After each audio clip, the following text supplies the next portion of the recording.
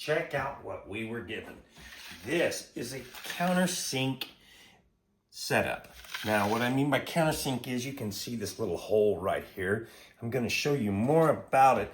Now, when you first look at this kit, it has 5 different bits in it. And you can see each one of them has the different widths of the bit. And then it has for the shank of the countersink hole. And the reason that those are important is because if you were going to put something together and put a dowel in there to be able to hide the screw, this is what you would use.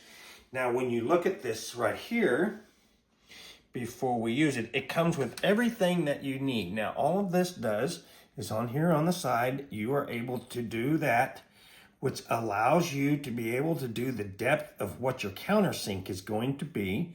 Whenever you get where you want it to be, you just lock it down.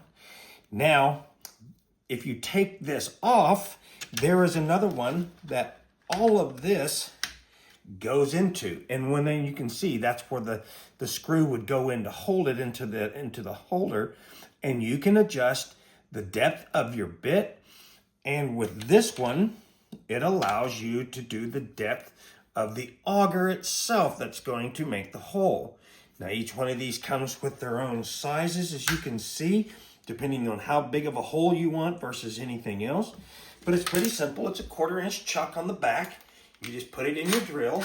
Now, these right here are the safety rings that allows it not to tear up the wood when you're going down to countersink. So you just put it up here like so.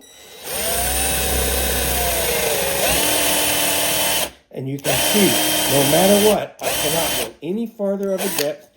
And there it is. The hole is made. And you can see from here, this is why I used a painted piece of wood. You can see when it hit, it did not cut into this at all. So if you are wanting to do projects to where you can hide your screws to be able to make something solid and then cover it up and make it look great, then get you one of these.